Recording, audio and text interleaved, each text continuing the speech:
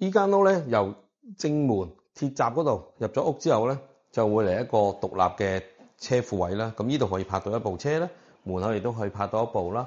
咁啊，前面呢度有少少嘅透光窗添啦，仲有個樓梯就可以入屋噶啦。咁千三 B 型咧，由門口入屋之後咧，地下就係飯廳同埋客廳嚟嘅。咁呢度有少少改動。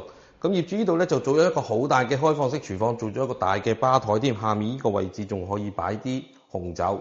咁再前少少咧，就係一個飯廳嘅一個客廳嘅區域嚟。到客廳長方形設計，樓梯底下面仲有一個儲物位，呢邊就可以擺一個大電視機，呢邊可以擺啲大梳化，中間有個茶几位，你可以擺少少嘅長形茶几咧，比較合適少少嘅。咁呢度望出去一個空間感咧，係俾到你嘅。咁係千三型咧，佢個樓底係相當地高啲嘅，係2.6米左右啦。咁啊，空間個闊落度咧，就視野效果都係好好嘅。再出到嚟係一個後花園嘅設計。咁呢個花園咧就冇花園通道位嘅，成個花園就大約500尺左右。咁呢個係單邊位嚟嘅，後面嗰度咧係一條馬路。嚟到1樓，咁主要呢度係2間客房，再加一個浴室洗手間。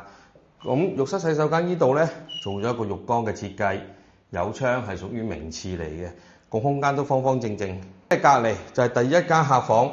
咁呢間客房咧有一個大嘅採光窗，主要咧就係望翻後花園嘅空間，望出去對面咧就老實講冇乜景觀㗎啦。咁但係尚算開揚，唔係好對屋。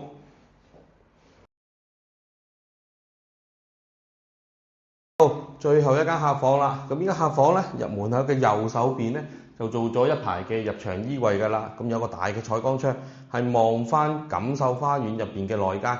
咁望出去人哋嘅單邊大花園嚟嘅。嚟到2樓主人套房，咁主人套房呢個門口咧就打咗喺樓下1樓嗰度咧做咗個獨立門口嘅，有翻自己嘅私人度。